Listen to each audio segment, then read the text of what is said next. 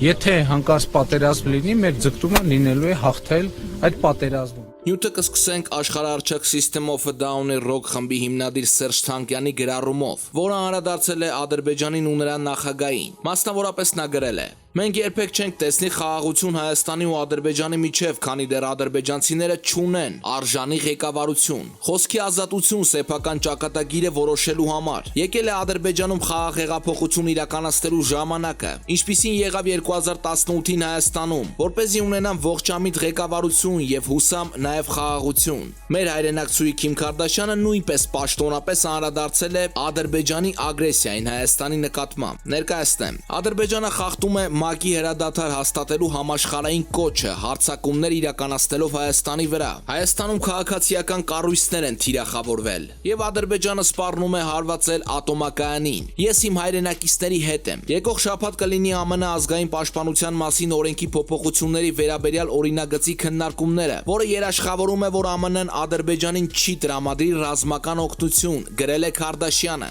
Անդրադառնանք այդ խայտառակ հայտարարությանը ատոմակայանի հետ կապված։ Ալեքսանդր Լապշինը ջախջախիչ անդրադարձ է կատարել այդ հայտարարությանը եւ այսպես համառոտ ներկայացնեմ. Ալիևը երբեք մեծամուրի հեկին հարված հասցնելու հրաման չի տա։ Բռնակալ Ալիևին պետք է ոչ թե լայնածավալ պատերազմ Հայաստանի հետ, այլ սահմանային սադրանքների շարք, որպեսզի իրական խնդիրներից շեղի արագորեն աղքատացող ադրբեջանցիների ուշադրությունը։ Դուք նկատեցիք, որ հազարավոր մարդկանց հավաքելով ճակերտավոր հայերին դաս տալու կարգախոսի ներքո Ալիևը հանկարծ կորցրեց վերահսկողությունը եւ ոստիկանությունը ստիպված եղավ ցրել ամբողը փայտերի եւ ջրցանների միջոցով։ Հակառակ դեպքում զայրացած ու հուսահատ մարդիկ գրոհելու էին Ադրբեջանի խորհրդարանը։ Գաղտնիք չէ, որ Ալիևը կցանկանար ներքաշել Ռուսաստանի Ղարաբաղյան հակամարտության մեջ, որպեսզի Էրդողանի հետ միասին մեղադրեն Պուտինին Բաքվի նկատմամբ Հայաստանի կողմից ագրեսիայի մեջ։ Սակայն այս դեպքում Մեծամուրի ատոմակայանի պաշտպանության դեպքում այդ սխեման չի գործում, քանի որ Մեծամուրը Ղարաբաղ չէ եւ ագրեսորն այդ դեպքում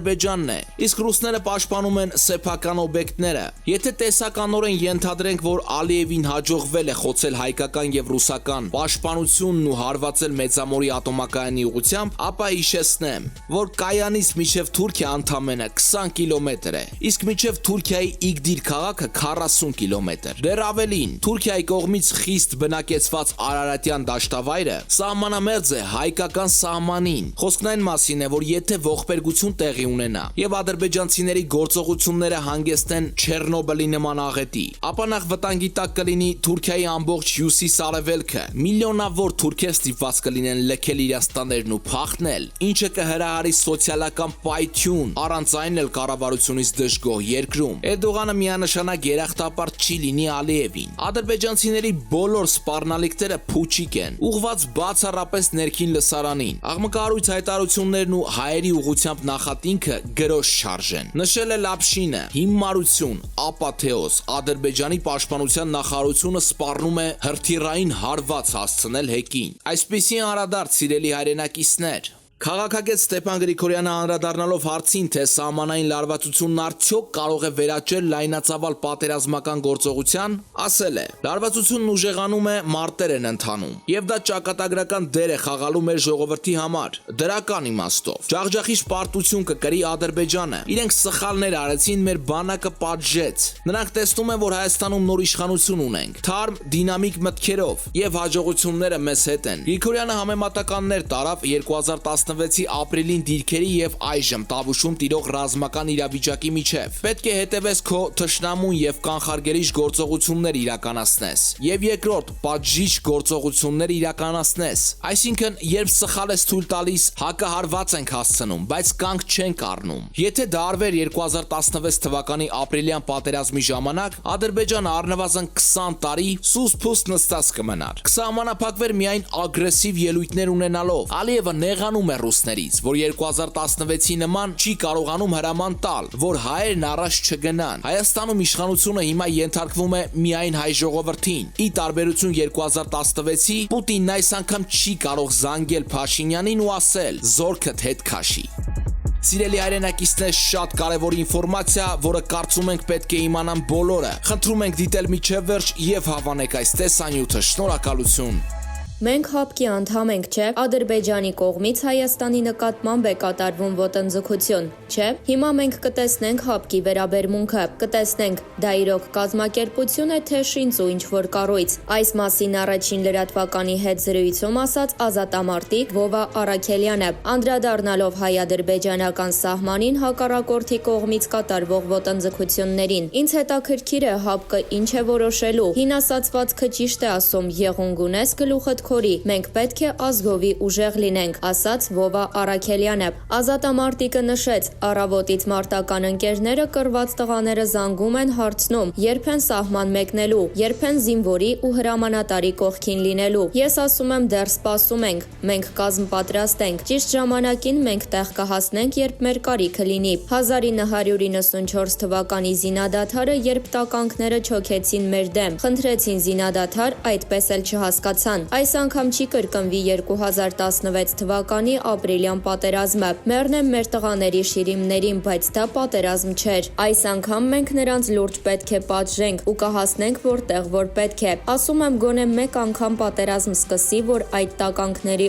ազգությունը վերացնենք երկրի երեսից։ Մենք բոլորս էլ շունչ ունենք, հոգի ունենք ու կարող ենք կանգնել մեր զինվորների, հրամանատարների կողքին, իրենց ցավը տանեմ, անփորձանք լինեն, ասաց ազատամարտիկը։ Մեր զրուցակցի գնահատմամբ թե Հայաստանում, թե Արցախում զգոն են եւ պատրաստ ցանկացած զարգացումների։ Սա ուղղակի սադրանք է։ Ադրբեջանում շատ խառն է։ Ալիև Համբալը մի կողմից, իրենց պաշտպանության նախարարը մի կողմից, ուզում են իրենց արդարացնելու համար ինչ-որ բան անել, պոստ գրավել, Ալիևին ցույց տալ։ Իրենց մոտ միշտ խառն է։ Երեք եմ խոսել Արցախ, բոլորն իրենց տեղերում կանգնած են, հրամանատարներն իրենց տեղում են, ասաց ազատամարտիկը։ Հարցին հնարավոր համարում է, որ հարձակում լինի Արցախի ուղղությամբ, Առաքելյանը պատասխանեց. դա կլինի Ադրբեջանի վախճանը։ Եթե Ադրբեջանը ոտնձգություն անի Արցախի ուղղությամբ, դա կլինի իր վախճանը։ Սփյուռքն էլ է մեզ հետ, կջնջենք թուրքերին։ Արցախը հզոր է, Արցախը այսօր ավելի ուժեղ է։ Դեռ 1.5 ամիս չկա, որ Արայիկ Հարությունյանը նախագահ է դարձել, իսկ Սամվել Բաբայանը անվտանգության քարտուղար։ Իրենք լծվել են բանակաշինության գործին։ Մենք Արցախի հարցում արդեն հանգիստ ենք, քանի որ Բաբայան Սամվելն այնտեղ է։ Ինքը հրաշալի հրամանատար է, զինվորական, վստահեցրեց ազատամարտիկ Վովա Առաքելյանը։ Համեմատելով 2016 թվականի ապրիլյան պատերազմի ժամանակ հասարակության համախմբվածությունը, երկրի ներքին ու արտաքին վիճակը, այսօրվա հետ մեր զրուցակիցն ասաց. կապ չունի թե որ ժամանակահատվածում է ու ինչ իրավիճակ է, ազգն իրականում թասիբով է, այսօր ավելի թասիբով է, եթե որոշ մարդիկ ուզում են ազգի միասնականությունը ստուգել, թող անեն ու կտեսնեն, ինչպես է դրսևորվում մեր միասնականությունը։ 2008 թվականին, երբ ցույցեր էին տեղի ունենում, Լևոն Տեր-Պետրոսյանը մի բան ասաց. եթե հանկարծ թուրքը ոտնձգություն անի Հայաստանի սահմաններին, մենք դադարեցնում ենք պայքարն ու լծվում ազգի պաշտպանության գործին, այսինքն սա արվում է ազգի համար, ոչ թե Սերժի, Ռոբերտի կամ այսօր Նիկոլի։ Իշխանության ներկայացուցիչներն էլ են, չէ՞ մարդիկ, հո երկաթից չեն։ Այստեղ պետության մասին է խոսքը։ Կապ չունի պետության գլխին ով կանգնած կլինի։ Լավ մարդ կլինի, ցավը տանեմ, վատ մարդ կլինի, պաշոլ к чёртовой матери։ Ազգը միշտ միասնական է եղել ու կլինի։ Մեր ազգն անցել է հաղթական ճանապարհով։ Այս ազգին պարտության մատնել չեն կարող։ Տիգրան Մեծից հետո, երբ մենք պարտվել ենք, հետո բարոյական հաղթանակներ ենք տարել։ Մենք միշտ հողատարածքներ ենք կորցրել, բայց այսօր մենք ազատագրում ենք մեր հինավուրց հայկական հողերն ու էլի կազատագրենք, ավելի շատ ենք ազատագրելու, շեշտեց ազատամարտիկը։ Վովա Առաքելյանն անդրադարձավ այս իրավիճակում սեփական շահն առաջ տանող մարդկանց ու կազմակերպություններին, քաղաքական ուժերին, որոնք տարատեսակ հայտարարություններով փորձում են պառակտում մտցնել ժողովրդի մեջ։ Ես իշխանություններին կոչ կանեմ, որ պատերազմական օրենքներով դատվեն բոլորը, ովքեր ուրախանում են կորոնավիրուսի դեպքերի շատացումով, մարդկանց մահանալով։ Ես չգիտեմ ոնց կարելի է սրանց հայ անվանել։ Սրանք դավաճաններ են, որոնց պետք է գնդակահարել պատերի տակ։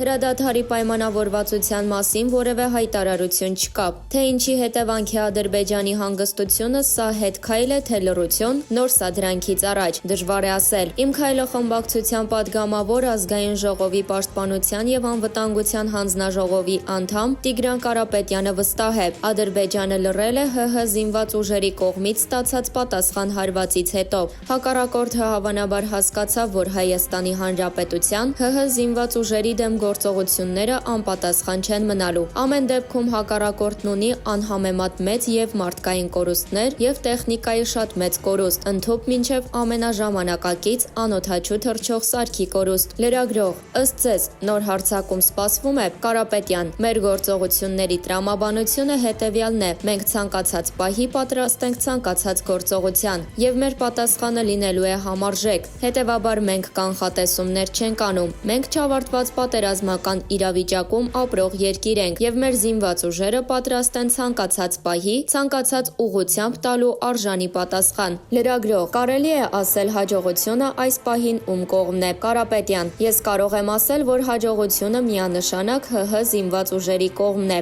Ցավալի 4 կորուստ ունենք, վիրավորներ ունենք, բայց միանշանակ հաջողությունը ՀՀ զինված ուժերի կողմն է, բոլոր առումներով։ Լրագրող, հավանաբար լսել եք որոշ ընդդիմադիր գործիչների քննադատությունները, թե Նիկոլ Փաշինյանը տեղյակ չէր այս ամենից, բանակը ինքն է գործել։ Ինչպես եք վերաբերում այս իրավիճակում նմանատիպ հայտարարություններին։ Կարապետյան, դա ուղղակի ցնդաբանություն է։ Ինչպես կարող է երկրի ղեկավարը տեղյակ չլինել, դա հերթական մտածածին սցենարն է, որ փորձում են մատուցել հասարակությանը։ ՀՀ վարչապետը ՀՀ զինված ուժերի գլխավոր հրամանատարն է։ Հետևաբար կարծում եմ այդ ցնդաբանությունը նույնիսկ մեկնաբանելու կարիք չկա։ Լրագրող, պարոն Կարապետյան, 2 օր առաջ տավուշում էիք։ Այդ օրը ակտիվ կրակոցներ էին հնչում դիրքերի ուղղությամբ, որը լսելի էր նաև սահմանապահ գյուղերում։ Վերջին տեղեկություններով սահմանապահ գյուղերում իրավիճակն ինչպիսին է։ Կարապետյան, ես պատրաստվում եմ այսօր էլ գնալ Իջևան եւ երևի կհասցնեմ լինել նաև Բերդում։ Մշտական կապի մեջ եմ սահմանամերձ գյուղերի հետ եւ կարող եմ ասել, որ թեև կար լարվածություն, բայց խոճապային տրամադրություն չկար։ Մարդիկ գիտեն ինչպես վարվել այդ դեպքերում։ Մարդիկ ապրում են առօրյա խնդիրներով։ Մենք Սիփան Փաշինյանի հետ Մովսեսում էինք, այդ ժամանակ կրակում էին մեր դիրքերի ուղղությամբ, իսկ մենք կրակոցների տակ Մովսեսի բնակիչների հետ քննարկում էինք ոռոգման համակարգի խնդիրները։ Կարծում եմ սա ամենահստակ ցուցիչն է, թե ինչպիսին էր այդ ժամանակ գյուղացիների տրամադրությունը։ Լրագրող, այսօր ձեր գործընկեր Անդրանիկ Քոչարյանն ազգային ժողովում ասել է, որ վերջին իրադարձությունների հետևանքով մեր զոհերը ենթադրաբար եղել են 2 կամիկաձեների օգտագործման հետևանքով։ Դուք ունեք նման տեղեկություններ։ Կարապետյան, գիտեք, ես տեղեկություն ունեմ, բայց այն տեղեկությունը, որ հրապարակման ենթակա է, հրապարակում է Պաշտպանության նախարարությունը, որը լրացուցիչ տեղեկատվություն, ներառյալ այն տեղեկությունը, որին մենք տիրապետում ենք, չենք հրապարակում։ Հետևաբար այդ հարցի պատասխանը թողնենք նախարարությանը։ Ամեն դեպքում կիրառվել են տարբեր անօդաչու թռչող սարքեր, հարվածային, հետախուզական, նաև տակտիկական մակարդակի, Elbit Hermes 900-ը, որը խոցվեց։ Ադրբեջանը կիրառել է տվյալ շրջանում գտնվող իր բանակային կորպուսի գրեթե ամբողջ զինանոցը, տանկեր, հրետանի եւ այլն։ Լրագրող, ադրբեջանցիները փողոցներում էին, պահանջում էին իրենց զենք տալ եւ այլն։ Ինչ եք կարծում այս ցույցերն ինչով կավարտվեն։ Ադրբեջանցիների դժգոհությունը